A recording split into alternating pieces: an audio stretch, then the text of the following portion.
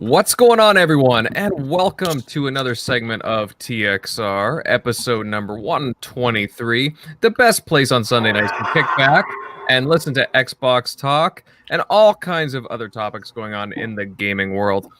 I'm your host, Invader, and we've got a killer show lined up for you this evening. However, before we get into the topics, let me introduce the TXR panel members. Tim, buddy, how you been the past week? Good. I was sick last week. Happy to be here this week. We're going to have a big week ahead of us. Ori and some news tomorrow or Wednesday, I believe, that will be dropping. So it's going to be a fun week. What kind of news, Tim? Is it juicy? Yeah, it's just more of Xbox putting pedal to the metal. Sounds good to me. Nice. Kind of like how they started off the last couple of weeks, on the right foot. I can't wait to see what they have in store for tomorrow. Then, let's see who else do we got either here? tomorrow or Wednesday. Just Tuesday is not going to take the shine off of Ori, but I would say keep your eyes peeled tomorrow or Wednesday, 9 a.m. Eastern. Ooh la la. All right, you heard that, folks. Keep your eyes peeled. Centurion, my friend. Hey, I'm glad to see you. I see you didn't feel the effects of the time change this time around. Well, I felt the effects of something. Somehow I got wrapped up in playing Fortnite Save the World campaign. Whoa. Yeah, yeah, somebody choked on something as soon as I said those words. I'm wanting to do a video based around the idea of games that have kind of had a turnaround from when they first started, and I needed to kind of check out Fortnite, the PvE side of it. So I played that all day today. So maybe that was the effects of it, because oh my god, I did not know there was a time change. Did you enjoy yourself with the new update? For the Fortnite? Yeah. I don't do the battle royale side of things, so to me the Save the World campaign is all new to me.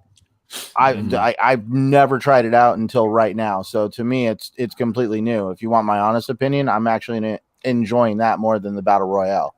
Cool. Nice.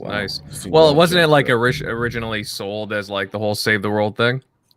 Yeah, that's why I'm Fortnite is one of those games that completely turned it around compared to what it first came out as. When it first came out as, people weren't really talking about it. Nobody knew what it was. That's what it was. It was pretty much like horde defense mode, but it was still a solid title though when it came out. Oh yeah, definitely. I mean, I was intrigued, but none of my friends were playing it, so I didn't get into it. But now all of a sudden, this battle royale craze, and they kind of used the battle royale to get people to check out the original game. Yeah, definitely. Well, that's cool, man. Southbound. Hey, man, great to have you back in the house. How you been, bro? Man, I've been through hell and back, and just glad to be back. I missed you guys. I missed being able to talk a little bit of Xbox with my TXR fam. But yeah, man, glad to be back. Yeah, you don't call, you don't write, nothing. We're happy you survived. Now you're gonna start, man. How many messages I send you, you don't respond. I finally had to tell you go fuck yourself, but I wanted to give you a little taste of your medicine. We don't hear from you. Tough love, huh? Tough love. It's great to have you back, man. Another great guy to have in the house, Megatron. Good to see you, bud. How are you feeling today? I know you're a little roughed up. Yeah, I'm hanging in there, counting my blessings. I was in this horrible kind of car accident, on the way to work at about like 5:30 in the morning. It's just kind of real shitty situation. So, but I'm happy to still be here, walking the face of this earth. Well, we're glad you're safe, brother. That's all that matters. Yeah.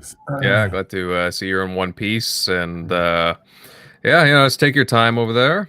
A little bruised up, but I'm surviving. Of course. What kind of car are you looking at to replace? Either the Lamborghini that just came Oh, out, okay. or Okay. The or Bentley that truck. Hyundai, or the new Hyundai. I'm Oh, kind of okay. torn. So Just make sure you get something that will fit your head out of the car, like Dino. You know, remember the Flintstones with Dino used to put his head out? I love my convertible, so way ahead of Yeah. you. All right. Yeah, exactly. Well, I definitely go for like a Maserati or a Ferrari, go stylish, my friend. Yeah, I'm looking that way. I'm looking to go that direction, so we'll see.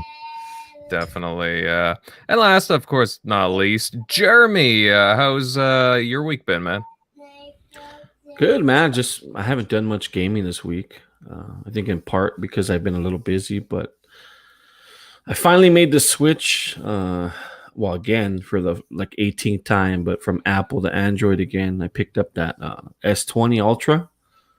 I haven't really had a chance to play with it as much as I would like, but I'm sure I'm gonna do. I'm sure I'm gonna do that over the next couple days. I got it in part for the xCloud streaming, which is part of the reason why I picked one up. But I would say that the 120 refresh rate isn't all that, but I think it's a little bit smoother than the iPhone, which I don't know how they do it. It's some of its wizardry, but whether it's How you software. feeling there, bud? I heard you got a little. I just saw you cough just now. You might want to get that checked out. Oh my god! I think I'm eating a pistachio muffin, so I got some of the flakes in me. Pistachio Corona. I just want to make sure you're okay. I care about you. Oh, what a nice guy! But yeah, it's been good, Invader. Really good. A little feverish. All right. Yeah, somebody, get a thermometer up where Jeremy is. I do recommend picking up that S20 though, man. It's nice. I think you're basically future proofing your phone when you do that. That's next you're not on my gonna list. you're not gonna be S10, so you're not gonna be upgrading for a while. So if you get one of those, at least for me anyway, Definitely. Yeah, it does look like a pretty solid piece of tech there. How does it measure up the size though? It's slightly bigger than the XS. The S10 Plus. Yeah. That's what I got now. Yeah, it's slightly larger than that one. All right. So right on, Jeremy. Good stuff. Now, guys, before we skip right into the thick of things, I just like to remind everyone that we do have a giveaway currently going on for a digital copy of the Division 2 for Xbox One. Just head over to the TXR Twitter handle and look at the pin tweet for how to enter. Oh my god! Leftover laughter from Fucking talking about you're promoting a $3 game. Come on, bro. And it's a game. It's that game right now is how much? $3. That's cold blooded. No, it was on sale for $3, right? It Yeah, was. It was. Yeah. Well, now it has an update, so you know what? Hey, it's worth it. I heard it was pretty good too, by the way, the DLC for that. Well, anyways, guys, the giveaway ends tomorrow, so definitely get cracking on that. I'm sure we got a lot of people interested in that. Well, put your money where your mouth is, fucker. You can at least be a little enthusiastic, man. Just saying. Saying. South, I already did. If you fucking showed up to a podcast every now and then, you would know. But since you don't, you obviously don't know. Yeah. Low blow, huh? And of course, before we begin, thanks everybody in the chat who has joined us early on. We got Stinking Corpse, Hassan, Born Distracted, Shizno Elite, Crispy Bomb, Clarence, Crazy Gamer, Crazy Greek Dude, 9 Lives, Other Zinc, and a whole bunch of other cool people. Thanks for joining us live, guys. And we will go right into our first topic this evening. And you know what, guys? Initially, when the rumors and articles started popping up about this, I was kind of hesitant about talking about it, to be honest. However, as the first months passed, and we've been seeing more coverage of this topic, and it does seem to be some interest from the community about this. Now, there are rumors going around that the Xbox Series X will be able to play PC games, at least in a certain type of mode. Now, there's a claim being that the Xbox Series X will have some kind of a Windows mode that will allow players the option to go into a Windows 10 kind of environment. This, of course, would make it possible to support stuff like other stores like Steam and the Epic's Game Store. So I have to ask the panel, guys, what do you make of this rumor? Because it does sound pretty extraordinary to say the least. But the way that Microsoft is into supporting more options these days, you never know, right? So what are your thoughts on all this? Yeah, I'm not sure how much validity the rumor has, but let's say the rumor's true for a second. Talk about a game changer. I think it could be the ability to work in that Windows 10 environment. To support Steam and Epic Game Store. We know the system's going to be able to, produce, high-end PC-like graphics. So it's basically a PC. But for those whoever already have a PC, being able to essentially port over your PC library to the Xbox would be amazing.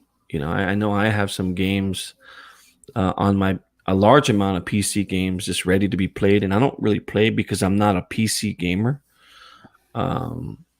But if I have the ability to download it on my Xbox and play through that, I think it's a great thing. So we'll see. We'll see how it goes. But like I said, they're rumors. But I think the key thing about that, if it is true that some of these Game Pass games that are available exclusively on the PC that you can't really currently get on the Xbox, I think it's going to be key, and it's going to be able to extend your library a little bit. Sounds great to be able to play maybe a game like Horizon Zero Dawn, which is a PC game. And we mentioned that a little bit on Death Stranding. What about that? Oh yeah, hey, yep. PS Now on Xbox, maybe. I think maybe it's that news that Tim was talking about. That rumor. Maybe that's the news that's coming out, possibly on. No. Okay, you got to give us a little give and take, buddy. You got to tell us what's going on. But yeah, I mean, I hope so. Ready tomorrow, but it's not this. Mm-hmm. Well, it would be cool to get. I want to get Tim's thoughts on the ability to play your PC games. Whether it's Steam or Epic Games on your Xbox. I think that this is something that people have talked about for the last 3, 4, 5 years. I think it's in theory it's a pretty cool idea, but an actual functionality and actually getting it to work, I don't see it happening. They had that Rainaway, I think it was, is that streaming service. They had it on Xbox all of 1 day or 2 days. Then they quickly took it off. So I don't know. I don't really see that happening. I know that they had the capability to do it.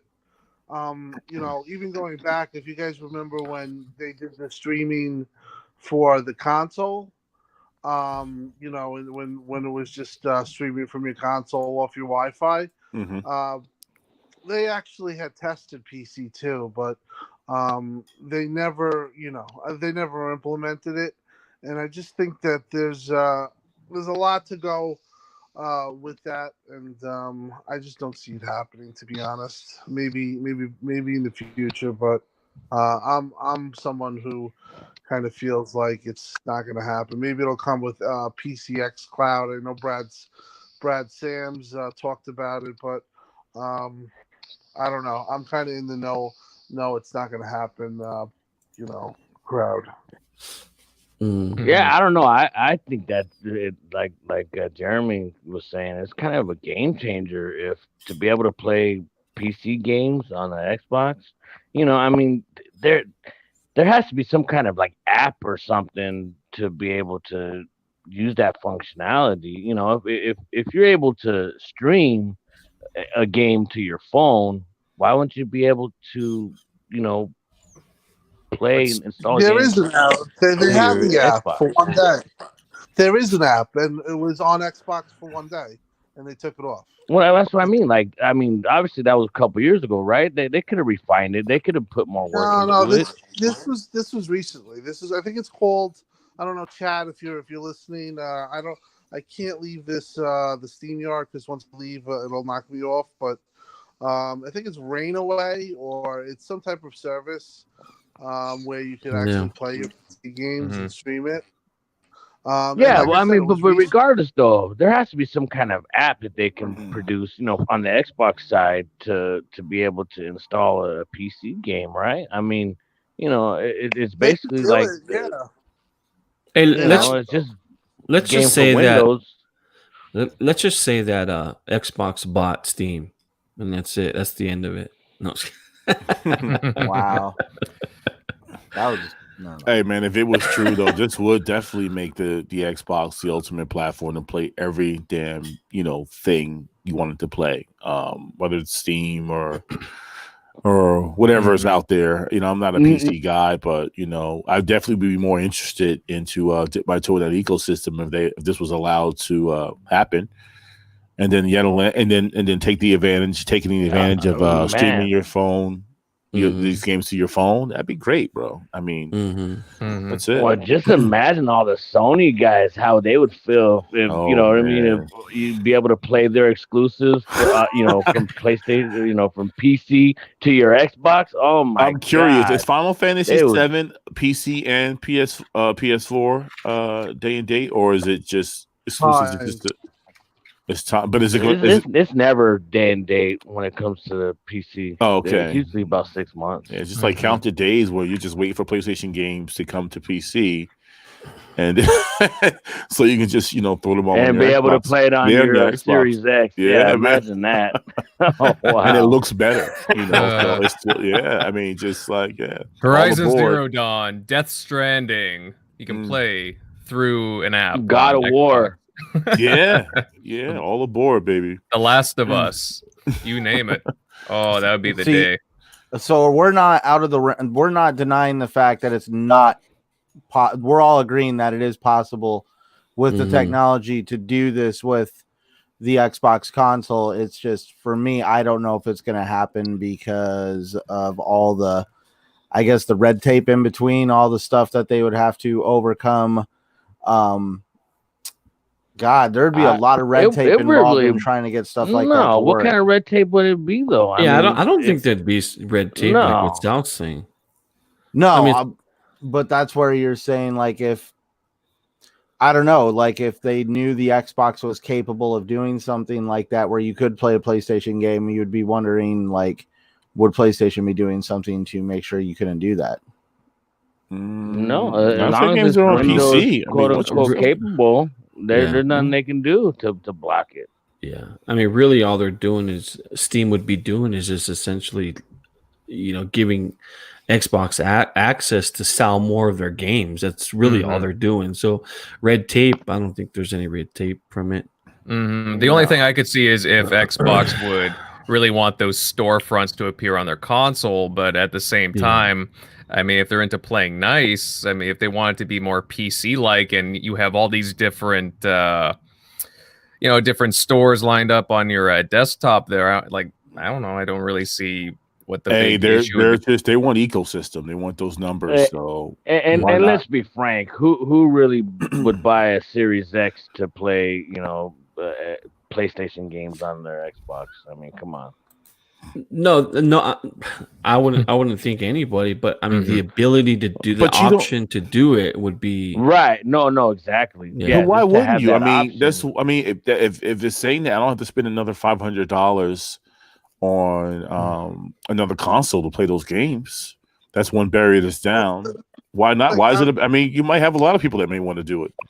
It's not as easy as it seems, because let's say you have Steam. Well, how are you going to play it? You're streaming it. You can't play it natively. If you do play it natively, PC's a different kind of world with configurations, and Xbox is a set spec. So it kind of isn't as easy as you think. It does run into a lot of configurations and stuff like that. If it's one thing, if it's a storefront and hey, yeah, you click the game and you're streaming, you're playing off of their servers. It's another thing is, hey, you take the game, you play that game. Now, are you going to play that game natively on your Xbox? Is it going to be configured correctly? Is it going to auto configure? Because Yeah. So I think it's I think it's less likely for some of your older titles to port over without some sort of update, but definitely the newer generation titles can be integrated into the infrastructure. I'm just thinking about different ways they can do it. Kind of the same way they port over games to other systems. It's just a different way of. Well, it's going to be Windows 10, right? So Yeah. Windows 10, everything just kind of automatically converts over. Yeah. I mean, right? Wouldn't that Right. be the way that they do it? Yeah. I don't know if it's that stream. I remember Jez talking about it and about how all the configurations of these games, it's just not like a set thing. It's when you play Xbox, it's designed an Xbox game. It's designed to play that title natively. Yeah. When you're playing a Steam game, you're playing that now. Is it going to configure itself or is it going to auto? It would be something that Xbox would have to, obviously put work into it to get it to work. Right. But on the other hand, they would just say, well, if you really want to do this, play on PC. So I understand. I think the best solution for it would be like what Rainaway app was doing, where you could just stream and play off of, servers, and that's the way you can play your games. Mm. Mm-hmm. Yeah, it's a very interesting conversation that's popped up over the past couple of months. Like I've been kind of iffy on it myself, but when you look at the consoles like the Series X and the PS5, they are looking to be some pretty beefed up consoles that coming in next gen. Take into account the different ecosystems. Xbox seems to be all about the ecosystems and just more options altogether. So really, I mean, I could see them maybe attempting this. I wouldn't be surprised, but it's just a willingness of, let's say Epic Store, Steam, Valve, just trying to get everybody supported here. But I don't know. It's what do you guys think in the chat? Do you guys think that you'd be able to play some PC games on Xbox through like maybe some kind of app? Just let us know in the chat. But very interesting because obviously there's even talk about, I don't know if they have it already, but remember the whole mouse and keyboard for the Xbox One, for example. It'd be nice to like bring, I just have some more options for having those there, like mouse and keyboard and such. Having more RTS games, for example, I would be really on board with that. Yeah. Having that option there, I would definitely consider going into buying my first Steam game. Like I said, I'm not a PC guy, but to see what they have to offer. I mean, there's games obviously that's on those other platforms that are just not on console yet. So, yeah, I would try it. I think that at the end of the day, it's definitely possible. Could they make it work? Yeah, if they put their time into it. Again, like Centurion did when he's talking, I think this just comes over. Tim, your mic is dropping off. Now. Your mic's low, He's Tim. still talking. Talking low, Tim. Still talking. All right. He's falling. It's like he's falling. Like, grab my hand, Tim. I'm reaching. Reach out. My hand. I was Reach out, actually brother. trying to listen to what he was saying too. Still talking, Tim? No, he's muted now. Sorry, Tim. We you kind of dropped off there, bud. Couldn't But save him. Remember that rock monster from like Neverending Story? Couldn't save him. Oh wow! Oh, that goes back. Atreyu. These Man, that hands. damn movie gave me nightmares when I was little. Yeah, Hey, that was that's a terrifying movie for kids. Yeah. dude, that wolf. Hell yeah, dude. Scared me. Looking for talk Tim, about come back. the Childlike wolf. Empress. Yep. Yeah. Bastion, save us. We're just dating ourselves, old bastards. Yeah, that was a very good movie. Very good movie. But it takes us back. But we'll wait for Tim to get back in here. You know what, guys? We'll move on to our next topic, or we can talk about Atreyu if you'd like. But Are we really going to get into a never-ending story discussion? Yeah, because it's never ending. All right. Exactly. We can go on forever, you know. But we will get on to another topic. And guys, there's been, moving on to some. Yeah, we'll talk about Tim, the Falcor. camera's on. Look at those feet, baby. Nice Yeah, leg. baby. Yeah. It's camera on. Yeah. Yeah, baby. Look at them cankles. Show them white legs. These boots were made for walking.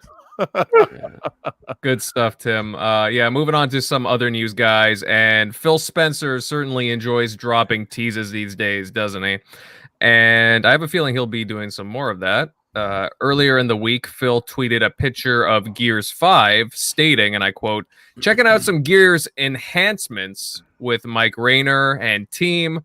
Looks better than Gears has ever looked." So, a very small tweet, but had an interesting picture associated with it, with Gears 5.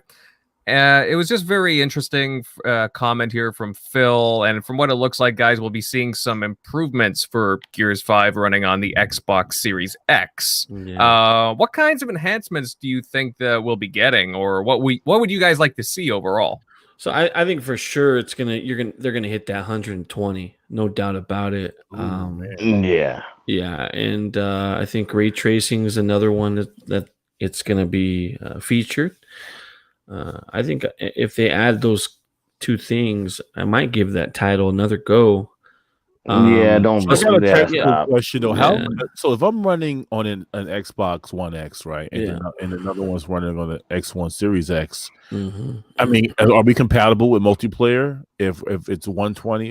Yeah. Really? Come on. Come on, bro. Jesus Christ. I don't know, bro. I mean, I'm not a PC guy. To me, it's the standards, whatever console's offering me, and that's what I'm rolling with. It has nothing to do with the latency. I mean, so if I'm playing once, I don't have a benefit. If I'm playing 120, it's opposed to someone playing at 60 frames per second. Wouldn't it be? No, it just looks better, obviously, but there is going to be no difference. I was just curious. I thought that's more of like a connection, situation. Mhm. Latency has nothing to do. Yours will look better. That's it. I mean, it's got people that probably want to know that question, so that's why I asked. So glad I got you guys here. Jeremy got so pissed he turned his camera off. Oh no, my daughter came barging in. She's like, "Daddy!" I'm like, "Whoa." I think there might be a texture upgrade. Even some of the larger areas, that didn't have a lot of textures or like when you're in that damn sand. Oh yeah, dude, it's just that red sand is all you can see. Right. So I think if they enhance a little bit of that, I think it's gonna do the game some justice. I'll go back and play it. Definitely. Did you finish the game? No, I didn't want to finish it. That's the sad thing. I finished every single Gears game except for that one. Yeah. It's too hard, probably. Maybe? Yeah, it's too hard. I'll help you out. Well, Jeremy sucks at games unless unless it has a good soundtrack, then he can't get into it. Hey, come on, Gears has a good soundtrack. So right there, it's debunked, buddy. Sorry. I don't know. That was the thing. Gears 5, the soundtrack didn't really do it for me. I liked it. I enjoyed it. Well, but yeah, I think it's almost a given at this point. The features are coming. Absolutely. Now, enhancements. Yeah, enhancements. But do you guys think that they'll have some maybe some Series X exclusive content? Maybe like a couple of new maps, or even who knows? Maybe even an addition to the story campaign of some sort. Well, I'll tell you one thing: they can't go in and call it the Game of the Year edition. So. You're taking a shot there. You guys barely got it. As far as exclusive content, it's not like them to probably want to shut out the rest of the community if they didn't have a Series X. I just think everything would be all kind of aesthetics, just flashier, more colors, more particle effects, that sort of thing. Well, they will try to, advertise about it. You know that they upgraded visuals for the Series X. You know, And that's they as far as normally it do. goes. It's Probably as far has as- ray tracing. Probably Yeah. has. It's going to be 4K native. Yeah. Obviously steadier frame rate. There's going to be there's going to be bells and whistles, PC high end specs and stuff like that. Settings you're going to Tim, get. I think they have a good shot at hitting that 120. So That would be maybe awesome. at 1080p they might have Yeah. they might have some type of performance mode and stuff like See, that. this But stuff, that'd be this stuff is so new to me. Like I'm hearing like the more you increase the frames per second, the better the picture looks. And I just don't see it. no. You know, I I think that the way it feels, the way it looks, like it's Mhm. Everything looks people more say it fluid. looks more smoother or more natural. Yeah, The you way- don't the way- see Megatron. You don't see it because you don't have. I don't think you have the tech yet. You don't have a TV that does 120 or think a I do. piece. But I don't have anything that runs that high. Or do I Yeah. need it, or is it the TV and not the console? It's mean, what which it's both. Both, So right? It's a both. It's go on YouTube. Go on YouTube if it has it. Go on YouTube and go to 120. Go to 120 video and check Mhm. it out to see what's what. I will. Thanks. Definitely. Because I really want to know this What stuff. TV So do you have? I got a Vizio, bro. So I mean, it's nothing that's too special, but I'm pretty sure on that Vizio, I think it was 240. Mm. Possible, yeah. It's Like I think the Vizio did have a 240. Yeah. so I have the C9, or I have an E9 actually, LG OLED, and Mhm. that particular model has 4K 120. Damn. Previous models, Oof.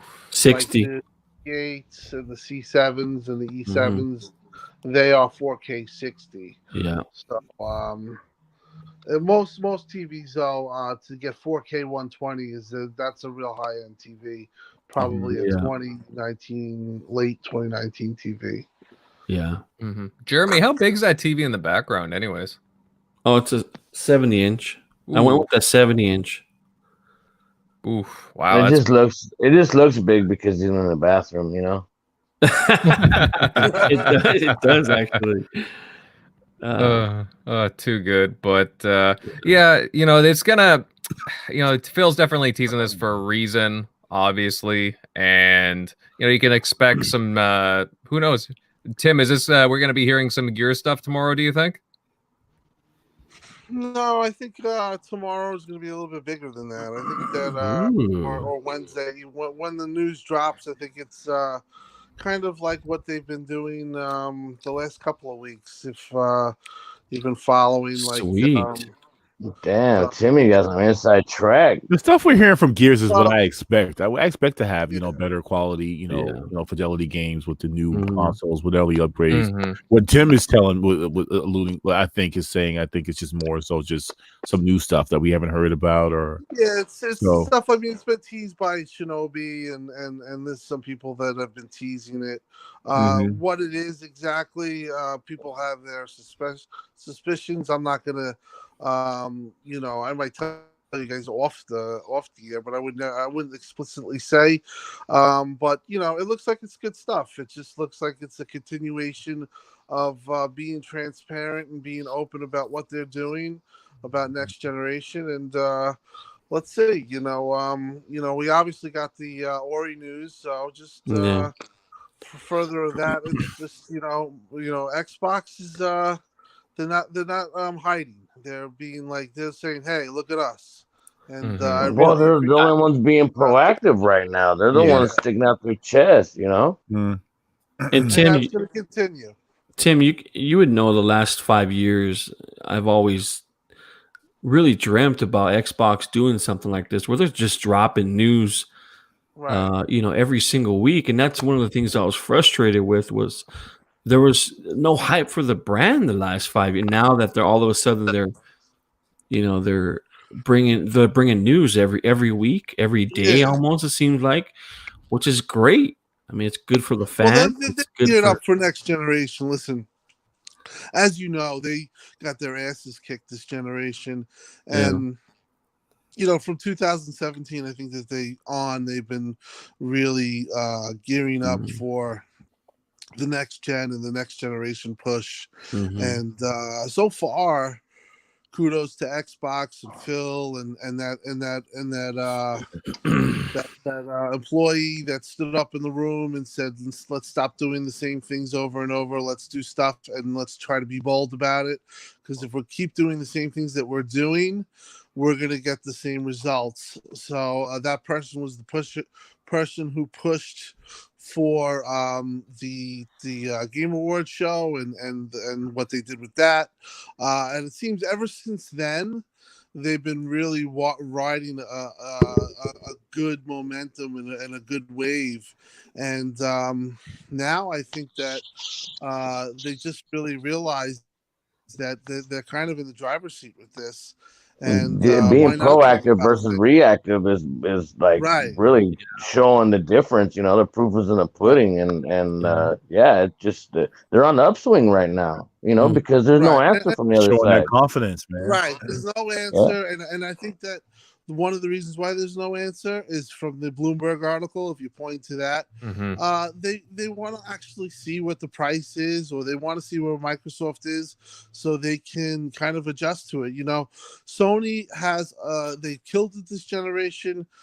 Some people can say that they've earned their right to be quiet. I kind of don't agree with that, because this is still a next generation. Right? What happened yesterday is in the past. You got to start worrying about tomorrow ASAP. Right. So, but they're going out with the generation with a bang. We obviously know Sony's a great company, and they're Xbox's main competition, and they both push each other. I just think, though, right now that Xbox has so much to talk about, that they're in the position that they're taking. With it, they're taking that and they're running with it. And I think, just like I said, this week is going to be more of a continuation of what they're doing. If it doesn't hit this week, I would say it's definitely going to hit next week. But like I said, this isn't just teased by me. This is teased by Shinobi and other people in the industry. They kind of know that there is some kind of push for this. Sony still has done some nice things. The Final Fantasy demo was huge for them. Let's not undercut that. And I think them releasing the Ghosts of Tsushima news was good for fans. So it's not like exactly. So it's not like they haven't done anything at all. Now, speaking of the Final Fantasy demo, has anybody here tried it? I haven't played it yet. No, I would like to. I haven't had PS4, time. but yeah, I just it looks bloody bananas. It looks great. That's some really impressive stuff right there. I mean, go ahead. And for Sony to get a title like that, even though it is essentially a remake of an older game, is huge, because Final Fantasy VII is considered one of the greatest games ever made. And now it's being enhanced and upgraded, I think, to the vision that they've always thought it would, maybe one day be, the story about Final Fantasy VII. And, but it's going to be huge. It's one of these. Yeah, well, just look at the Resident Evil remakes. You know what I mean?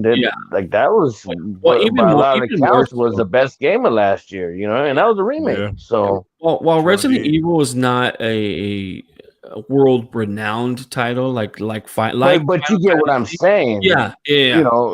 Just because it's a remake doesn't mean that it's any less of a game. And Final Fantasy has a big history behind it. So you guys have already played Final Fantasy VII for the original Final. I've never played it, so I never have. I missed it myself. I'm looking forward to this. I'm having that dilemma. Do I get it day one on PS4, or do I wait that 1 year? I still haven't made my mind up on that situation. And I don't have the numbers in front of me, but I think every single Final Fantasy game since I think 7 has sold over anywhere between 7 to 15 million copies, which is insane. Wow. I would think sold the most because it's been on the PS2. It's been on like to PSP. It's been on Right.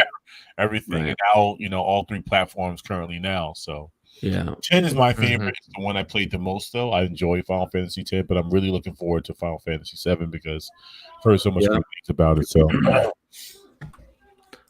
Definitely. I still got to finish 15 myself. Mhm. But you know what, guys? Moving on to other things, and since we're just kind of on a Sony topic right now, I'll segue into other Sony news that we were talking about. And Sony and Sucker Punch released a slew of information regarding one of the last big PlayStation 4 exclusive of this gen, Ghosts of Tsushima. And we got a story trailer with a release date of June 26th. And it's definitely coming sooner than I first originally thought. As well, they announced multiple special editions and pre-order bonuses. There's a digital edition with all kinds of in-game goodies.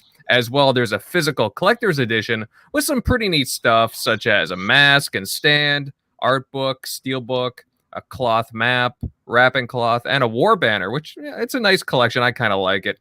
But guys, what are your thoughts on the latest Ghosts of Tsushima information dump and trailer? Do you think it looks good? And are any of you planning on picking it up? It looks good. I'm not planning on picking it up anytime soon, but definitely the trailer looked awesome. And that's running on the PS4. So I'm not imagine what it's going to look like on the PS5. So PlayStation dudes, if they got a lot to look forward to, especially with that title. Looks interesting. So, but I don't have a PlayStation yet, so I'm planning on picking one up on PS5, and when I do, I'll probably grab it. Yeah, no, it does look pretty cool. Again, that June 29th release date's kind of interesting to me because, I mean, with The Last of Us, isn't The Last of Us in May, if I'm not mistaken? Ooh, I think so. Yeah, so they're kind of keeping their big bangers at the end pretty close. But I don't know if you guys checked out the trailer though, but it looks pretty cool. I'm surprised Jeremy don't have nothing to say about this. Normally, he's all over everything that any big PlayStation release. Well, I went first a couple times. I wanted to get some of the other guys. Centurion's been MIA for the last 2 topics, but all right. And then I'm calling you out, Centurion. I'm calling you out. All right, fine. Let me see. I dare you. Well, you guys, man, okay. Yeah, I don't want to interrupt people because I was raised in one of those kinds of households. I know I got to speak up more. Okay. Yes. Feel free, So, man. Closed mouths don't get fed. Interrupt Jeremy's ass. Right. So, Ghost of Tsushima. Let's talk about this. This game looks absolutely awesome to me. It definitely is a game that I'm gonna be checking out again. Day one, I don't know. Purely because I don't want to say my Xbox is life, but my whole gaming life is my Xbox. All my friends are there. You guys are there. I have this whole ecosystem that I've created. So when I go play these games on PlayStation, it's either I'm playing on headset and party chat with my Xbox on, or I just sometimes don't really play on PlayStation as much as I should, just because I feel like I'm lacking that whole thing. Call me weird. I mean, don't worry about it, because when it comes to PC, according to rumors, right, we can just stream that bad boy right to our Xbox and pick right. But that's what Ghost. But I love it. Ghost of Tsushima, though, is going to be one of those titles that yet again show why PlayStation is, got some really good first party studios. I said it last night on the Shop podcast. I'll say it here too. I don't see Sony as much of a technology company very much anymore. I see them more of an entertainment company. PlayStation, Sony Pictures. Their name, Sony Entertainment. That's the first. Right, but when I grew up, I remember Sony was like the creme de la creme of televisions and all this other stuff. I mean, Walkman. If you had Sony tech in your house, I mean, that was like some really good tech. Now it's like, if you think of Sony now, we're talking, movie theaters and video games, forms of entertainment. Yeah, I see where So Okay. definitely when you're perceived as a really good entertainment company, one thing you're going to have down is the ability to create great stories, great characters that people all want to experience and check out. And this is just going to be another one of those titles that definitely put PlayStation on the radar for a lot of gamers. Yeah, I mean, Sucker Punch has been around for 20 years. And they've made some great games. I mean, just look at the Infamous series. Great gameplay in those games. They made the Sly collection, and this game is going to be no different. I think what they've shown looks tight. I don't know about the story. They haven't mentioned anything about the story really, but I think let me see here. I got the thing pulled up. So it says the year is 1274. Samurai warriors are the legendary defenders of Japan, and it talks about the Mongol Empire invades the island of Tsushima. So I think that sets up the story. I think it's going to be a huge game. It's going to be a niche title though because of the just because it's from Japanese. Or Japanese. How many copies do you think it's gonna sell? I mean, no more than 2 million. Yeah, no more than 2 million.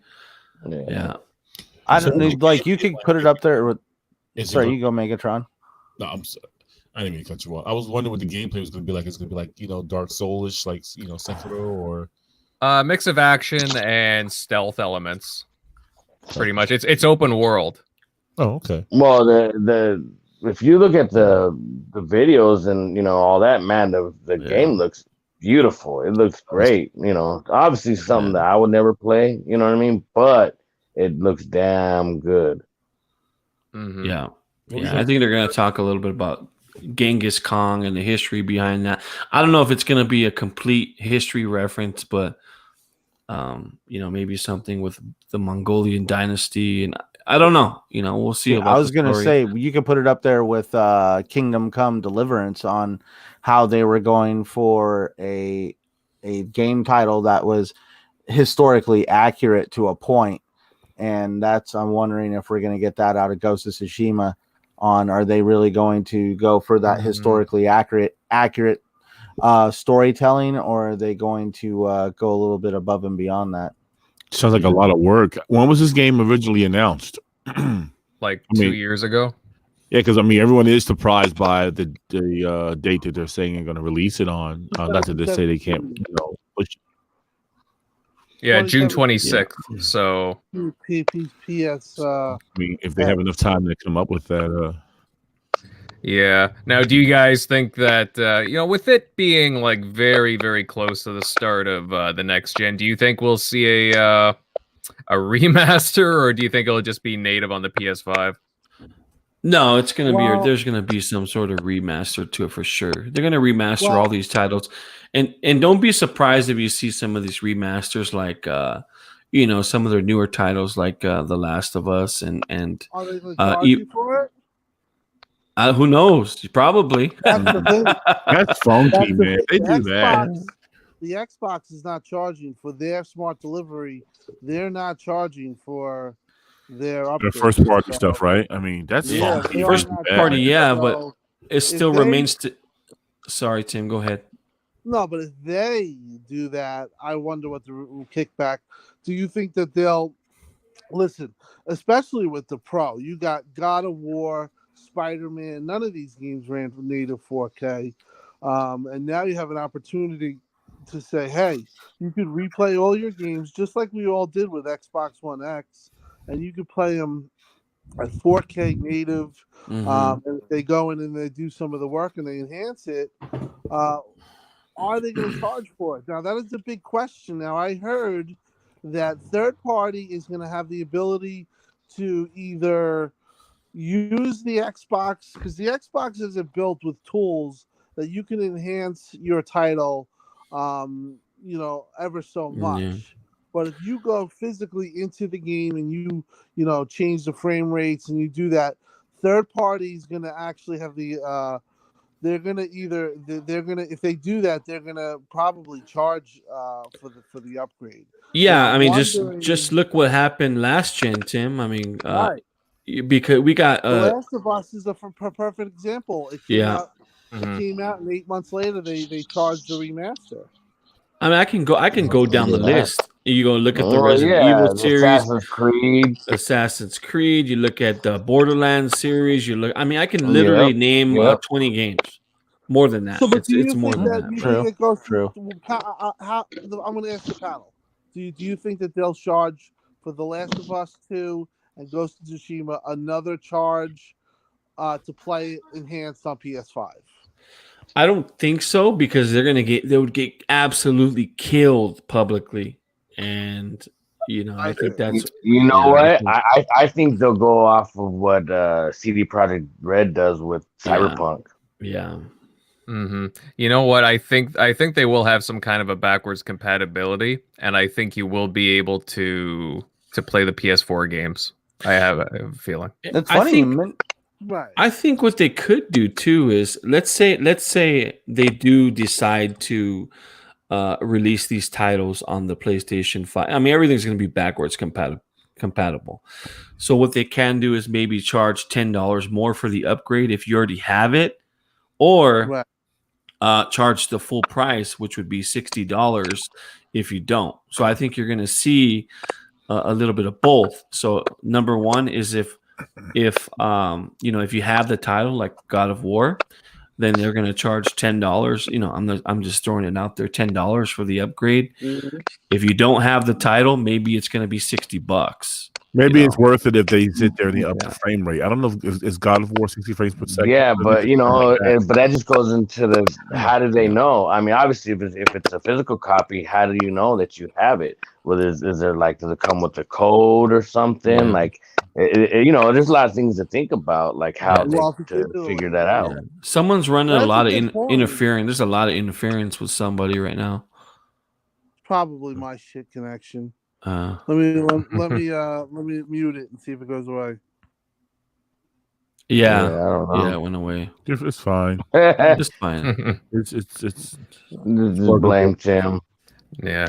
Well, to worries. be honest, now that we know it's me, but to be honest, this is a very interesting topic because Xbox, they've been pro-consumer with this, and they've said that, that they're looking to, Yeah. you're going to be able to play your games in enhanced. Now, like I said, with third party, we might get, some charges like $10 if you own the game. Or like South says, if you own the game and it's a physical copy, how would they know? So Mhm. there's a lot of things. Yeah, because anybody could bullshit and be like, yeah, I have it. Let me get the upgraded copy. You don't know. Well, no, I mean each disc has basically a serial number or a thumbprint on it where you can see whether or not they have the game or not. And same goes for the digital copy. Yeah, but you but could have bought. Xbox I is could have built borrowed that your game, or I could have rented it. Redbox or whatever. Yeah, but because of backwards compatibility, Xbox does have the ability to figure it out. Sony, on the other hand, no. And the other thing is that, like I said, is this going to be a type of thing where we know with Xbox first party, they're not going to charge if it's enhanced. So let's say Gears 5, we were just talking about. That game is going to be played free on your Xbox Series X. In enhanced state for that console through I believe it's called Smart Delivery. Now the Sony side, they have to explain that, and that's what we talk about, the transparency and everything about this. These are legitimate questions that are going to be out there. Now if it's going to be like last gen, people will be really pissed off because you're basically buying The Last of Us 2 in April or whatever, and then now you're gonna say I have to rebuy it PlayStation 5 to get those new features like ray tracing and higher frames and stuff like that. That's not gonna sit well because we know what Xbox is doing and how because Xbox they just say, hey, you know what, that update's gonna be free. You know what I mean? You just update, download the patch and it's updated. Sony's gonna have to do the same thing. Yeah, they have no choice. They're gonna get killed. They would have to Yeah, do well, it. but then I mean, look at it, because Last of Us 1. I mean, what there was 3 different copies of that game. After when the PS4 came out. I mean, like, yeah, it was pretty bad. People didn't go ape shit because the game was so good. People were willing to pay X amount of dollars even for the remaster. Again. Correct. So who knows? 100%. I wouldn't be surprised if they roll it all into Last of Us 1 and 2 as a package and upgraded. And they didn't damn well they're going. Oh yeah, and they didn't charge an outrageous amount either. So maybe they make some of their greatest hits titles $20 like they did. I think when The Last of Us came out remastered, it was $19.99, correct? If someone can correct me, maybe it was $29.99, but it was still a discounted price. It was $50. Yeah, I just like I said, shit. I think that Sony's gonna have to just have a free update for whatever game, enhanced edition. I mean, yeah, I think because of what Microsoft has done through Right. compatibility and through all this enhancement shit. See, this is the thing about Microsoft. They've been pushing this and they've been doing this since 2015, and with Xbox One X, they didn't just say, hey, this is just a faster system. They said, hey, your games, you plug them in, you play, we can enhance them, and we're going to do it for free. So they kind of set a precedent here. And remember Mikey Barr on stage at E3, he said, and we're not going to charge you for it. And, with that little winky face. Yeah, that was kind of lackluster. I mean, there's still to this day, for the life of me, I don't understand why games like Rise and games like Ori and the Blind Forest weren't upgraded to be enhanced. And so on that, Ori has definitive edition. Yeah, but it's still not. It's still not upgrade. It's still not 4K or close to that. It's games like Rise, Sunset Overdrive would look. Yeah, gorgeous. why wasn't Sunset? I mean, it's just one of those head scratchers. Those developers had to go back and they had to put time and effort to do it. That was the thing with Quantum Break. If you guys remember, that was done by like 2 dudes or 1 guy, because they did that because they just wanted the game to look better. But most of the time, you have to have the developer say, hey, I want to go back and I want to do it. It wasn't that much work, but nonetheless, it was some work, and that's why you never saw it with Sunset Overdrive. Do you guys remember the messaging regarding the Xbox One X enhancements? I believe Xbox said that it was done with a flip of the switch. I don't know if you guys remember that. Yeah, they said it was the with a developers flip of the themselves switch. didn't have to do anything at all. That it was done for them. Yeah, pretty much. But that was back. I think to me, that Barr would have to Cliffy B that same way. He was like, he was saying how much it would cost, and how much more it would cost him to get his game. Yeah, but you see, the messaging was there, and for some reason, that wasn't the case. Now they're saying otherwise. No, it was the case. You're thinking of the flip of the switch was backwards compatibility. Now the enhancements, what would have to happen is that yes, Xbox gives them the tools and ability to modify it or whatever, but it still requires a developer to go back in and do the work. That's why we never got from Crytek Rise and from Insomniac Sunset Overdrive. A lot of Sunset Overdrive. Right, a lot of them said it's okay and said, "Yeah, we'll do it." And in the case of Quantum Break, they weren't really going to do it, but it was one of the developers that took it upon himself to do it himself. So with just one person, they were able to enhance it. So it might not be a ton of work, but it is some work, and that's why you missed out on some titles. Definitely. Well, I mean, either way, the Ghost of Tsushima does look pretty cool, and it's, we're getting into an exciting time where we're going to see some really next-gen stuff coming. So, really looking forward to see what drops from that game. But it's funny how we talk about, we had one topic and we transitioned into a completely different one. Well, no, but that- it's But really that's the beautiful irrelevant. thing about organic, conversation. Yeah. Right. Well, it's Mhm. totally relevant because Yeah, you are absolutely. looking at a situation where we are at the end of the generation, and you are looking at a situation where this game looks great on a teraflop machine, with the PS4 Pro and even the base PS4. What can you imagine if they went back in there and then they leveraged this new technology that Sony has, and they put ray tracing on it, and they put high settings? That game will basically blow your face off. And obviously, you want to know, do we have to charge? For me, and I think that a lot of Sony fans would say the same. If they didn't have the ability like Microsoft does, for the $10, yeah, sure, I would want to have those enhancements, because you're basically taking a game that's already gorgeous and you're taking it to another level. So if caught between a rock and a hard place, yeah, sure, I think that you would pay the money. I mean, I know I would. So Sony gets all those, great first party titles that will be upgraded. At least we get, Crackdown 3 and State of Decay 2 upgraded. Yeah, had to throw a cheap shot, huh? Hey man, don't forget about Bleeding Edge. Bleeding Edge and Grounded. Oh. But hey, we got some stuff to look forward to. We got some stuff. But you know what, guys? I'm going to move on to another topic about another developer. And it appears as if another Platinum Games title will not be reaching the Xbox. So earlier this year, Platinum did announce a Kickstarter for a remaster of their Wii U title, The Wonderful 101, for PC, PlayStation 4, and Nintendo Switch. And you had the Xbox as kind of a stretch goal, if you will.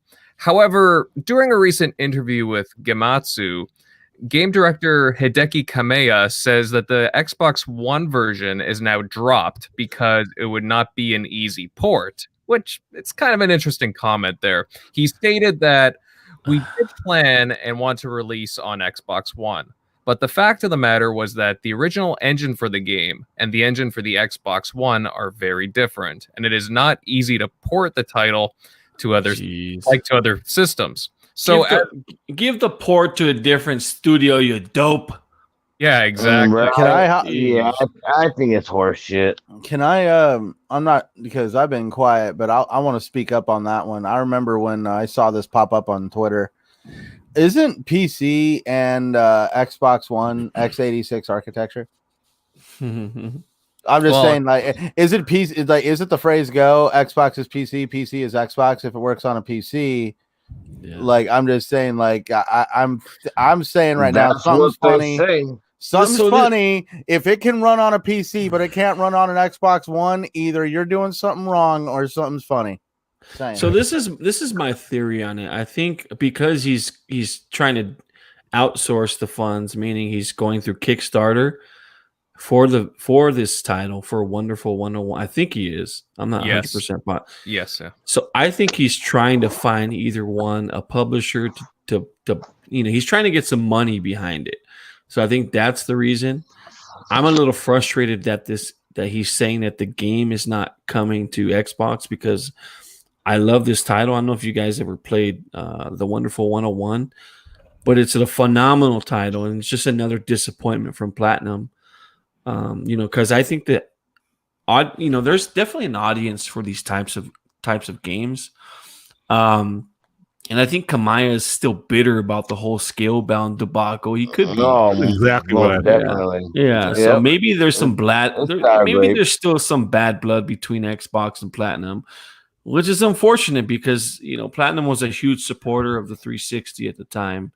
They came out with some great games, Bayonetta, just to name one. But I think Phil Spencer still needs to kind of dig in and get some of these games back. These types of games, there needs to be something, because all these hardcore titles are going to the Switch. They're going to, Sony's platform. They're going to PC, and they're leaving Xbox out of it. Dig But- into what? His pockets? I mean, like, I think there's Yeah. definitely still tension between them and Platinum Games. So I can care less, man. It's just, is there a loss? Is there a loss that they don't want to put on the platform that it can potentially sell? Yeah, and really, it's not up to Phil to come hand in hand. I mean, they need to go to Xbox. I honestly, I think it's as much money as much money as they gave them for Scalebound and all that debacle. You know what I mean? There definitely needs to be an olive branch spread out, and I think that probably on both sides. You know what I mean? It needs to be extended, but I don't think it needs to be Phil per se to come and try to bridge that gap. But this is weird because it's not like the days of last gen with the architecture between the PlayStation 3 and the Xbox 360, where the PlayStation 3 was a lot harder to port for.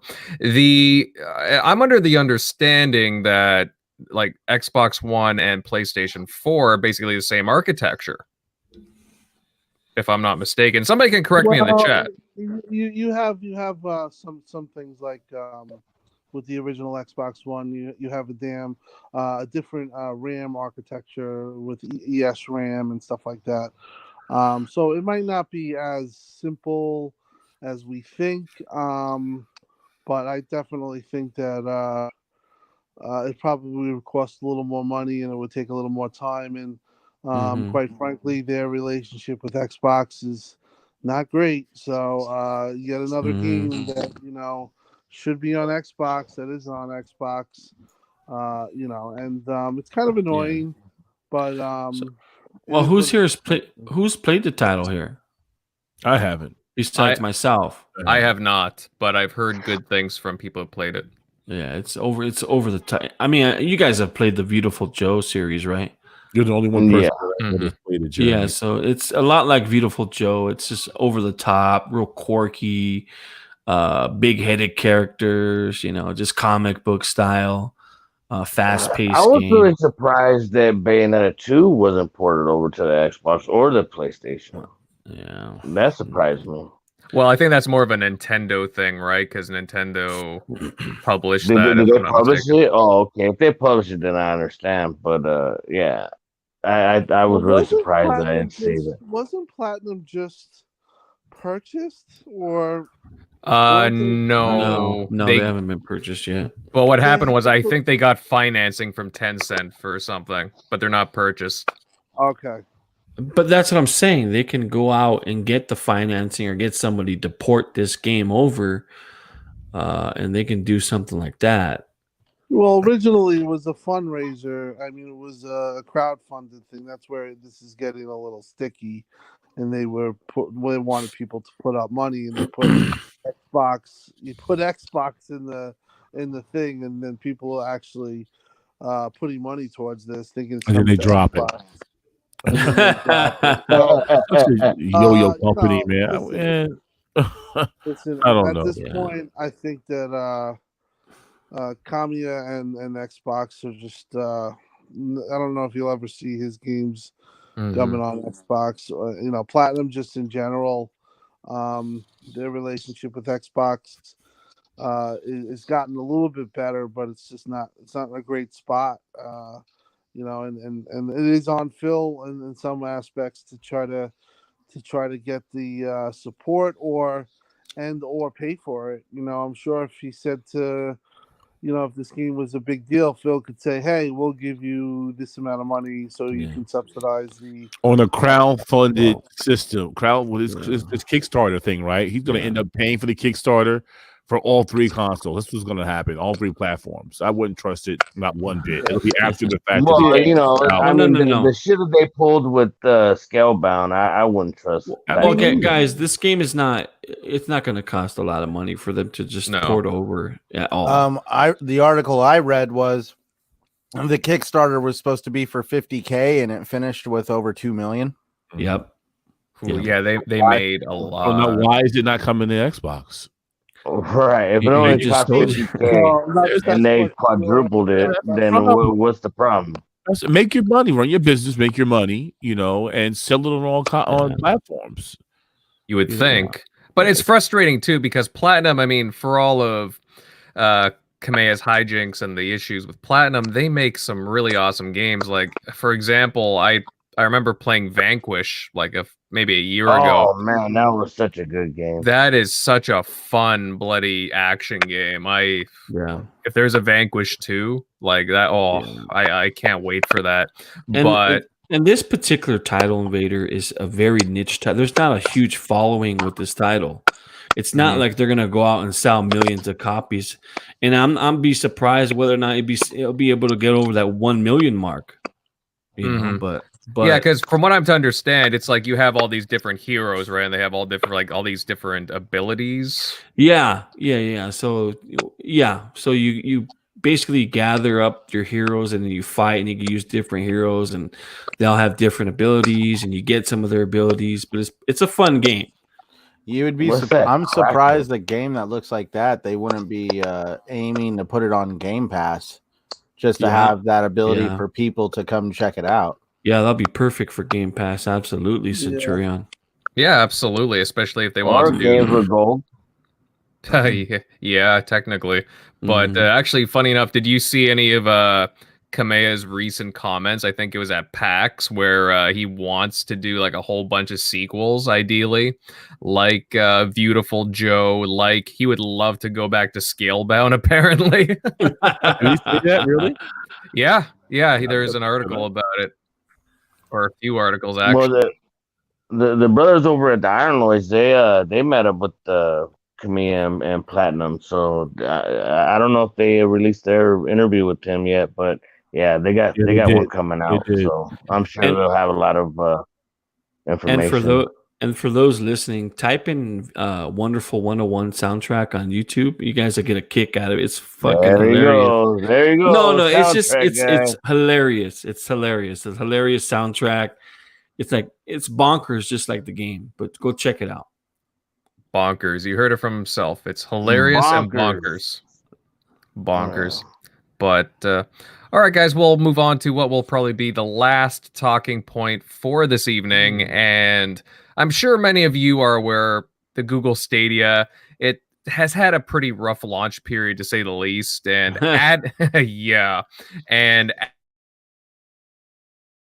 concerns to the platform is that apparently indie game developers think that the Stadia doesn't have that much to offer.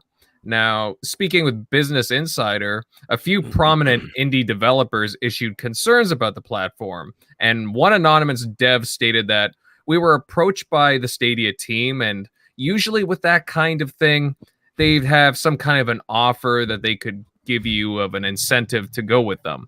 But the incentive seemed to be non-existent. And then also another publishing executive said that there isn't just enough money there. So it's kind of concerning there. And another concern is that the Stadia, it doesn't even have a large player base either. I mean, I can't remember the numbers last time I checked, but it wasn't looking too good. But that's their biggest problem. Google got plenty of money to just write a blank check to whatever losses they may incur. It would cover that. And that's the biggest problem. There's not a huge install base, and I think it's safe to say at this point that Stadia's a bust. I mean, Stadia is a bust at this point. I don't think it's ever going to recover. Number one, because it was poorly conceived right out of the gate and from the very beginning. If you remember, some of the posts and memes over the launch. If you guys remember there was a post. There was a post that included more than 4,000, and I'm not kidding you, 4,000 upvotes that accused Google of lying, and even over their username fiasco. Wow. They didn't. They launched in a beta form. Yeah. Go ahead. Looking back at it, the thought of Stadia was very promising, and the thought process behind it was you're going to be able to play high-end games for the fraction of the price. You didn't have to pay the console $500, $400 for it. Yeah, and then Xbox came out with XCloud and completely just blew them out of the water in a beta form. And if you guys remember from day one, and I'm sorry, Jeremy, I don't mean to interrupt you, bro, but real quick, I've been saying this from the gate is how long before Google just pulls the plug, because they're notorious for just giving up on programs, and well, that's just their MO. And you guys seen the briefing, people walked away oohed and awed. It was impressive. It's some of the, and I was one of them. I think Tim was one of them. Now you can finally see firsthand what happens when you overpromise and underdeliver, kind of like what Xbox did at the very beginning of this console generation. And it underdelivered in a monumental way. It's one of those things where. Well, go ahead, Tim. I just think. Listen, I think that they're not going to pull the plug on it just yet. They just hired. Sony Santa Monica. I don't know her name. Shannon Studstill. Yeah, so they hired her to make the studio. They just went into this, I think, thinking that third party would just jump on their service and just be happy to be a part of them and, take whatever money that they are. And I don't think that they really thought this out as well as you would think for a big company. And that's why you're getting people like, independent developers saying that, this is bullshit. You're not giving us money. One thing about Game Pass and what they're doing with their service is that they are paying these independent developers to put their games on Game Pass. They are also giving them visibility and their xCloud and Xbox and the Game Pass. They're going about this the right way. I think Stadia, while it has the tech advantage. And it has certain aspects that are really good tech wise. It's not thought out well at this junction. They don't have enough games. The overall perception is that it's a joke. Nobody's really taking it serious, and I do think that they are still going to be pushing it because there's a lot of potential in mobile gaming and streaming and all this stuff, but. Like Jeremy said, they gotta, this is they kind of over-delivered, over-promised and under-delivered. They don't have any hit titles. They don't have anything that'll pull you over there anyway. Google hasn't opened up that pocketbook enough. What they could do, they need to write some more checks. They gotta get something to entice gamers to come to it. What they can do, honestly, to come out of this right now is if they make their own games, their first party games, and probably for now, just maybe put them on all platforms, and just have themselves as just another, And I have a feeling what's going on too is it's weak at the top. So what's happening is there's no foundation, there's no support structure for Stadia or Google to go to these developers and say, hey, this is what's going on, and this is how you do this, and this is how you maximize the system, and this is how this goes. There's probably it's probably minimalistic as far as that goes. And if you don't have a good support structure, and when you're a first time comer with some of these, because it's a new system essentially, you're going to get creamed. Well, look who's overseeing it, Jeremy. Look who's overseeing it. Phil Harrison. Remember him? Yeah. Oh yeah, I remember that guy. Yeah. I don't want to be the Debbie Downer, but I don't see Stadia really taking off, even if they had a really awesome exclusive on the platform. No. And that's purely because outside of a major metropolitan area, you don't have the internet infrastructure to support something like Stadia. You know what I would do? This is what I would do. Go ahead. No, now if I was in control of Google, which obviously I'm not, I would have gave out the first like 10,000 for free just to get it out there in the people's hands. South, I would give the streaming device for free and put them in every single home across the country and the nation and the world for free, right? You get those in. Okay. And you use the subscription. Obviously, they have to pay for the subscription, but just get them inside. Get them in the doors first. It's going to cost a lot of money. Get people's It's going to cost a lot of money. But at this point, what do you have to lose? So you get them inside the door. You charge for the subscription to the games or whatever, and automatic install base of what? Millions and millions upon millions, right? You charge for the controllers because that's essentially what you're buying anyway. You know, you're essentially just buying a controller. You do that, and overnight they become a player. They're relevant. Yeah, because I mean, how you already heard so many people saying, you know, within 10, 15 minutes, these damn machines were like exploding. They were overheating, and you know, so many different problems they had with them. You know, it would have been better just to take the loss by giving them out for free, like you said. Well, let me ask you guys a question. Let's be honest, Game Pass or Stadia, just on games alone, what do you think is better? No, you really can't ask a panel of Xbox fans. You know, I mean, that's obviously, you know. PlayStation. So then PlayStation. So then Hotshot South PlayStation now versus the Google Stadia, you know, lineup. PlayStation. Wow, even better. PlayStation. They got more games than Game Pass, I think. Yeah, and to be honest, I would go with PlayStation Now over Game Pass if it wasn't for the infrastructure. You know, I mean, Xbox has superior infrastructure as far as that goes. But if you could just compare just on the software alone. What I'm getting at is that Stadia really is not offering you. They're not offering anything that hasn't been offered. Right. And what is the thing that's going to entice gamers? Like you guys said, one game is not going to cut it. You know, free. You're going to have to have like 40 studios and really start to push out games. Right. Where you say that people will pay for it. So what needs to happen is Google needs to go out and buy just huge developers. They need just overnight, and then that way they already, you know, they have these games coming up that are exclusive to their platform.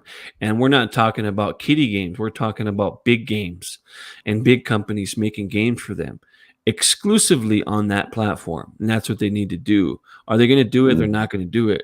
You know, and it's not going to happen. No, they'd have to spend some billions, and I'm talking billions. So their other option is to get the Stadia inside homes, and they're going to have to figure out exactly the way they're going to do that, whether it's giving it away or charging a very minimal price for it, and then, you know, having you buy a subscription or buy the controllers.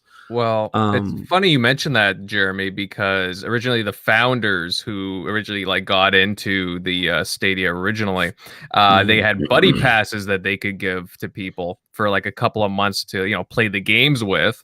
And not only that, but I think it was announced yesterday or the day before that Google is now giving away 3 months of Stadia access to Chromecast owners. So they're kind of doing like a Hail Mary thing. Yeah. Yeah. That's a way of doing it. They're getting ready to shit can the program. I don't know. I'm just so pessimistic when it comes to Google, and I think they give up on their. So the other way they can do it, and this is the way I would have went if I was, you know, at the top. If I was Phil Harrison, I would create a new Google Chromecast. And just implement it both, you know, the video service and the gaming service into one. You know, does that make sense? Yeah, you basically would have said that, here you have Google Chromecast, and on top of that, this is added in. Yeah, exactly. So you do that at an affordable price without the controller, and then they can use any controller they want. They don't have to use the Chromecast controller. They can use an Xbox controller. They can use a PlayStation controller. That's what I would do. if I was Phil Harrison. But they get paid the big bucks. I don't get paid the big bucks. As far as that goes. So You that's know what? about It'd be nice to get someone from Stadia on here to discuss. Timmy, That would be a great idea. get somebody on the horn, bro. Yeah, get Jade Raymond, man. Well, one thing I heard is that they can't even get people on the freaking Reddit, so I don't know how transparent they're being. So Yeah, I mean, so whatever They you're probably saying, have some Jeremy, crazy again, NDAs. so whatever you're But- saying, is to play okay, what game? To play what game that's going to pull you, okay, into but that- they have to, Megatron. They have to get them indoors first in order for developers to say, "Hey, there's a real install base here. I'm gonna go make games for this platform." They have to do that first before they bring Mhm. over the games. yeah, Does they that actually make gotta sense? attract. They gotta attract the bloody devs. Make it enticing enough for them to actually make games on the platform, let alone draw people in to buy the games because you need games. And what I said, and they shouldn't have as launched far as because yeah, the pie And ain't when- in the when I- window. I'm not whether the door's open or not. I don't want to see it. I'm not coming in the door, bro. and what I said as far as Well, integrating it into Google. Timmy, can't Google you get Albert Pinellas?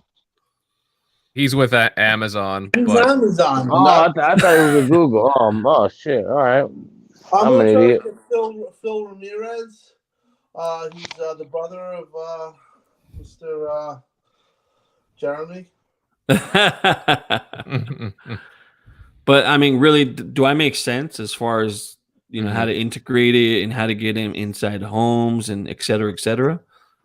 He'll make 100%, and it's honestly the way they should have done it. Yeah.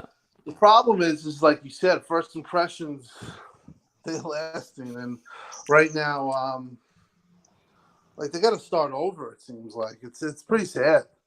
Mhm. Yeah, it's almost an afterthought. Yeah, and like Tim was saying about the Reddit, like they've just been after them so much just for their poor public messaging and just their social media. Like everybody's after them because everything has been a complete failure. Not anything has worked properly at all since long. Like it is a disaster to say the least. So it's just interesting because yeah, I mean, everybody's right. They should have had more games at launch. Everything should have been tested, should have had more features, and they should have actually started up the studios earlier and bought studios earlier. Obviously, they bought the Journey to the Savage Planet Dev Typhoon a couple of months ago, but it's going to be... That was a nice pickup. That was a nice pickup, by the way. That's a great game. They also picked up Rockstar Games, right? Not Rockstar Games. Wow. Wow. The ones that made the car game, the Rocket Cars, Rocket League. No, that was Oh, wasn't that Epic? Oh, that was Epic. Epic did that. Yeah, so they've really only gotten 2 studios going. They got Balloon not Balloon. Well, they've started a bunch of Typhoon? internal studios. They I think they created a London studio and a Montreal studio, and then now there's this Playa Vista studio as well. So they've started making a few. It's just, why are they doing this now? Why didn't they do this like a year or two ago? It just doesn't make any sense when you're trying to sell a game service. Just I weird. wonder what's the outcome going to be. Given their history, it's going to be pretty telling if they drop out. And then you got Amazon, and maybe one day we can get Albert. Obviously, Albert cannot probably talk about this stuff because right now it's not announced. But Amazon's the player where they're going to go about things the right way. They're not going to do this Google half-ass. I think Google think that they were just getting out of bed and they were just going to just take over, and it wasn't going to be, it was just going to be everyone was going to jump on the bandwagon. And the funny thing, yeah, it would be good to see. I mean, obviously Albert wouldn't be able to tell us too much, but it'd be nice to kind of get from the ground level. See where they're coming from, where they're starting from. Well, maybe when they announce them, we could definitely try and get some insight. Because I'll tell you one thing, Amazon, I do think that they'll be much more prepared than Google and it's going to be fun. It's going to be fun to see where well, not fun, but it was going to be interesting to see where Stadia is going, because it is nice tech. They have some things that they have going for them. There's no doubt about it. But just basically right now, the applying of everything is not, they don't have a real good plan. Third parties are leery of them. Independent developers, and those small games, they don't even, they're not. There's no interest there. It's huge. Tim. You got to get somebody. Tim, what's sad too is what happened. I mean, Mr. Harrison, where is he at? He's MIA. He's nowhere to be found. He's not addressing any problems. He doesn't. He's not talking about how it's going to be up and coming, and there's nothing. He's in his recliner, just thumbing through C-Note. I'll tell you, the first day I remember, I talked to people at Microsoft, and they had me going. I really was impressed when they first came out and they pitched it. Again, this is why you have to wait on these corporations that, they're going to sell you. They'll sell you everything, but when the time comes, make sure you know what's really being offered. Yeah. It just sounds like they're waiting on the weight of their name. It's Google, and it's a failure. Google, Control, and YouTube, we're done. Yeah. It doesn't work that way. Right. Yeah. And the thing with Amazon, you guys bring up Amazon too. They've had a couple of years to grow things. They have their own engine with Lumberyard. That's been outsourced a bit. They got different devs playing around with it. And yeah, they have a couple of studios, including the Killer Instinct devs, Double Helix. I mean, I think they're called something different now, but still, they do have something there anyways. No, that's on Amazon. That's Amazon. Right? Yeah, that's what I was talking about. They're taking notes too. They're definitely taking notes of this shit because they're just like, oh yeah. What not to do? Well, plus, guys, they have Twitch. That's right. They have so Twitch. check this out. But I think what's going to happen. Google has YouTube, so YouTube, I mean, really, what does that mean? I think what's going to happen with Amazon is they're not even going to charge for the system. You have Amazon Prime. They're going to send you what's what, get it in your home, and already be up and running in your home, and just be integrated that way. Compatible with Xbox controller. There you go. Yeah. Mm-hmm. Yeah. You know what? I'll see if I can get Albert Pinella there. He'd be an interesting guy to chat with about Amazon, right? So yeah, I don't think he's a great guy. He would come on, but like I said, I think Amazon has to first make its pitch, because right now they're still theoretically not in the wheelhouse, but obviously we know that they're coming. So I think once Amazon says we're here and they do their pitch and they say, hey, we're going to be doing this, I think that's a time where Albert would be willing to talk. But right now, I don't know if he might be limited in aspects of what he can say. Mm-hmm. Right. No, Timmy, you guys have a pretty good friendship, you and Albert, correct? Yeah, no, I've Albert's somebody. I know you've always been a big fan of his. So. Albert's somebody who I've just had questions just in general. He's always been accommodating with me, and like I would ask him this and that, and he would always, kind of, build the picture, and he draws it out and shows me how things. I'm just interested in tech in general, and he's very. I'll tell you one thing though. If he does come on, he's not going to talk about anything. He'll talk about his. No, that's what I'm saying. Well, it's a timing thing, right? Yeah. Well, because they haven't even said it in the gaming sphere, But I think it'll be wise to plant the seed with him, get him on, talk about his previous experience at Xbox, and then we can plant the seed on getting him on for his future show when the time comes for him to shine. Gennaro Primero, messed up his name. Wow, you completely butchered my boy's name. That's cold. Primero in the chat's like, what not to do. You just butchered. You butchered the man who created the TXR logo, by the way. Right? Influence right now. Butcher the man that created the logo. Jesus Christ. And 108 Dragon says Stadia dead, so I didn't mess up his name. But my bad, De Niro. I love you, brother. Okay, yeah. my bad, De Niro. I love you. Yeah, you can pronounce get... dragon, but you can't say De Niro Primero. I was trying to let it roll. I wasn't smooth enough. I got to get that. Yeah, you gotta roll that tongue, dog. Dinero Primero. My bad. But he's absolutely right, though. What not to do? Don't hire Phil Harrison. That's why he goes around to the different companies. He can't stay anywhere very long because, it has the Phil Harrison effect afterwards. But shit in the bed. What were they thinking hiring that guy? I don't know. He's the Grim Reaper of wherever he goes. He touches and it goes to shit. Yeah. Look at all the Xbox European studios. So is he an EA executive? No, that's not. That's Don Matrick. That's Don Matrick. Yeah. Oh, yeah. But all the different hands that have been in the Xbox game studios, Don Matrick, Phil Harrison. No wonder things went to shit. Peter Moore. EA. Nah, Pete Moore was actually pretty good. He was good. I like Peter Moore. Mm-hmm. And a really, really nice guy too. Oh yeah. Mm-hmm. But well, guys, I think this episode will come to a close now. And damn, actually, it was pretty good, guys. It's pretty lit there. Really saw comments across the board, and good stuff.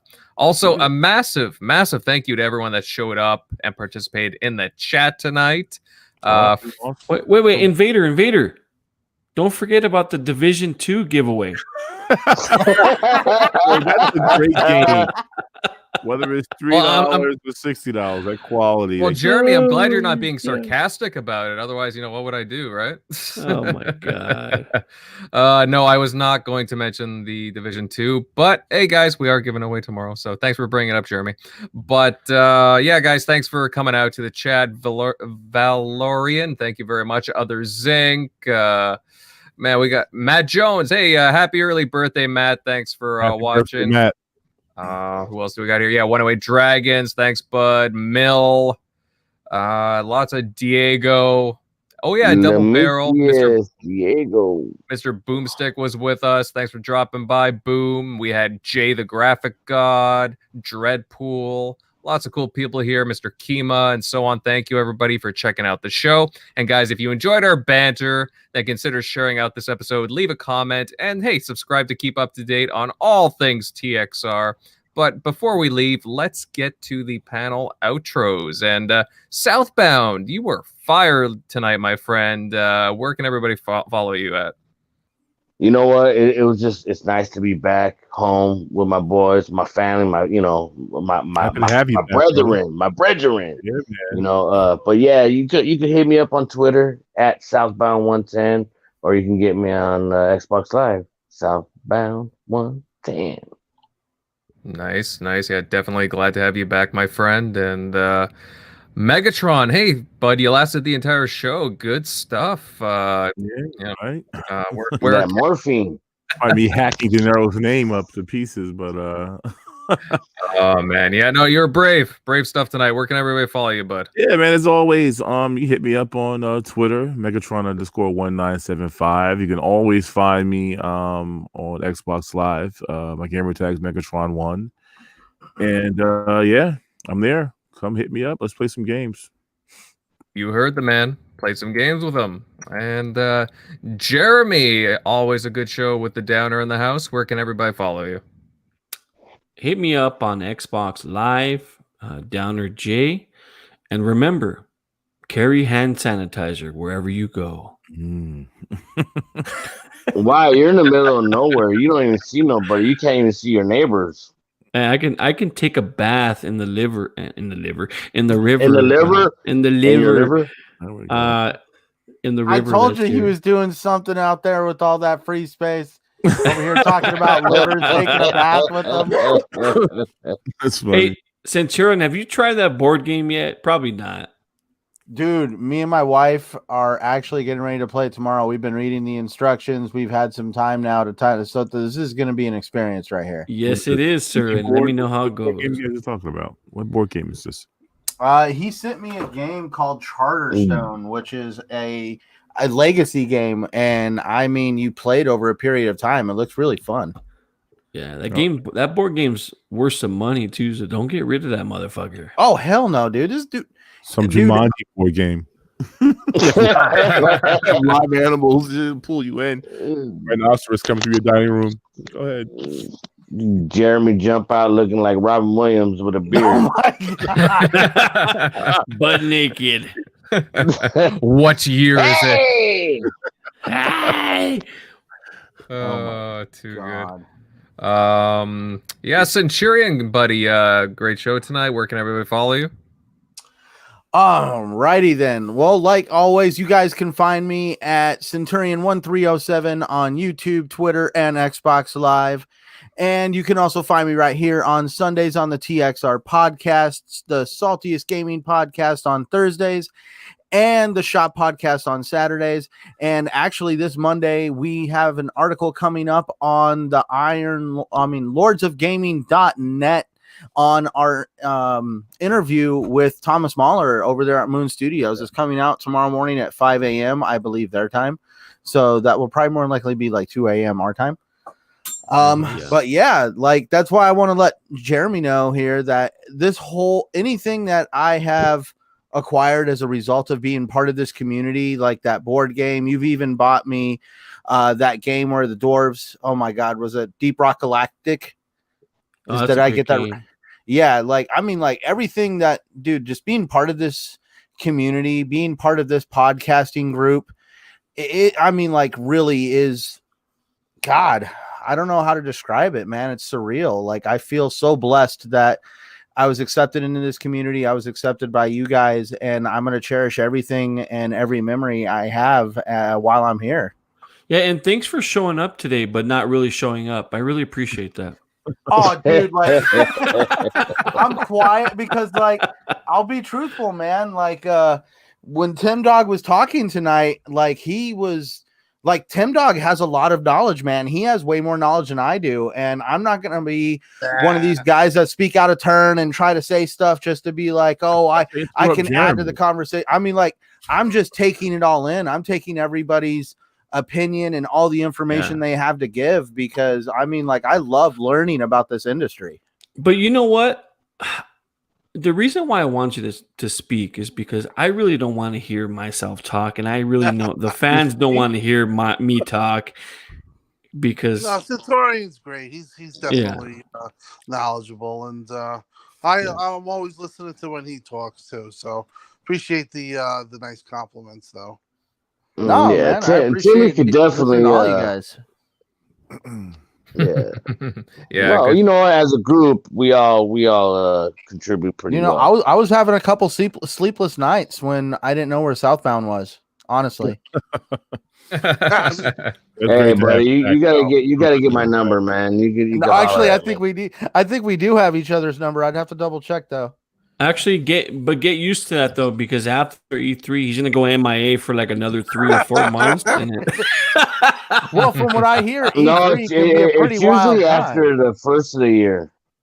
Oh yeah, that's true. Well, we'll see about E3 this year. We're in a coma after E3. The next couple of months we're pretty much dead for being so tired.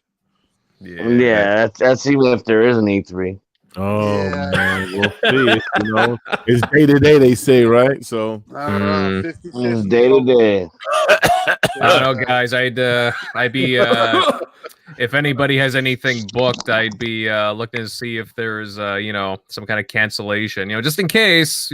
It's just not looking good right now. GDC, and then there's other things that are getting canceled. So I'm gonna fly out to Montana and bathe in that liver with Jeremy.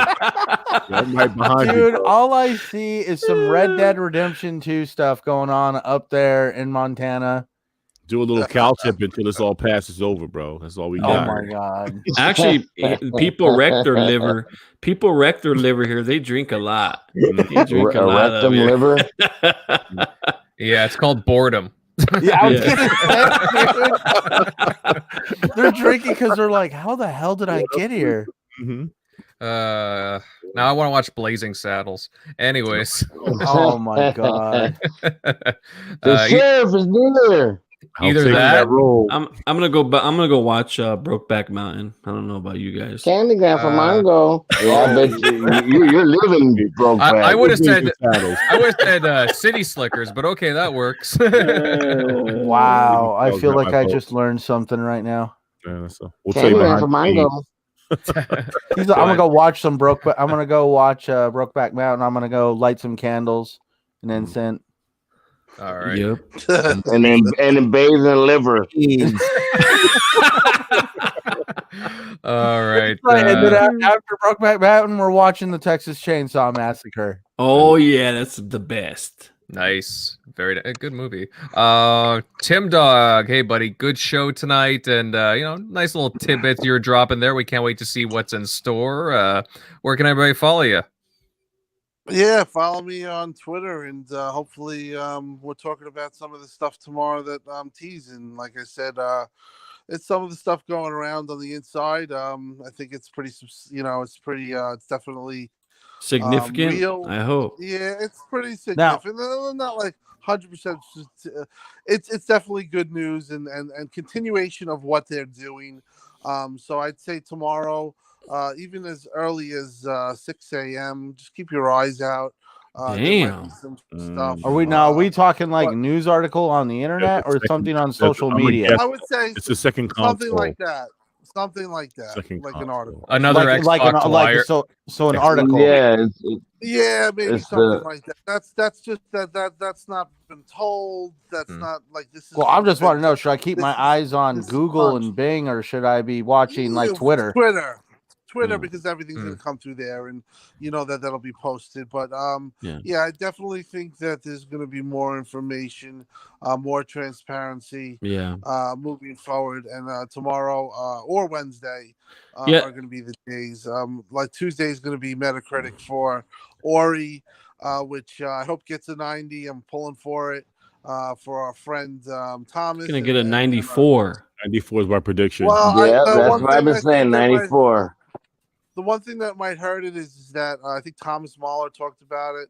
They're putting out a day one patch, and the physical copy. So, like, if you went to a mom and pop store and you got the physical copy, that particularly will be right now hounded by there's some game breaking bugs, and there's a little bit of slowdowns, but that's all going to be addressed day one. And I know that the reviewers, a lot of reviewers, are absolutely loving the game. The only thing that could take it below a 90, in my opinion, is like the performance really kind of hinders the experience. I'm hoping that's not the case. Oh man, the game looks amazing now. Yeah, Oh, the and game's it amazing. runs so Yeah, smooth. right? Yeah. South went to the Ori event. Right? You said it looked amazing, right? Yeah, it looked so beautiful, and it was smooth as butter. Oh my See, god, you were the supposed game to- just looks bigger. You know what I mean? Right. Yeah. Well, I'll tell you what, I'm looking forward to that news tomorrow because I have my secret unblocked Phil Spencer account just ready to go tomorrow. Well, it's either tomorrow. It's definitely this week. Should have said I know anything. that, He's starting to comb through them now, trying to figure out which now- one it is. Right. now, I know that Jeremy will be bashing the shit out of me. The but funny thing is, um, when he made that new one, it popped up as somebody you may know. like I said, it should definitely be there. I'm not the only one talking about it. Rand has talked about it. Shinobi is. If you look at some of his tweets on Reset Era, this should be a fun week. What exactly is? I have hunches, but let's just keep your eyes open. I know my eyes are open. If it doesn't hit tomorrow, like I said, I would think Wednesday, but I'm pretty sure this week is the deal. All right, let's get off so you can tell us now. Good night. Yeah, right. Yeah. All right, guys. Again, I'm Invader Gaming. You can find me on my YouTube channel, Invader Gaming. And of course, I'm active on Twitter at Invader_1986. Guys, it's been a fantastic show. We will catch you next week. And have a good night. Later. Peace.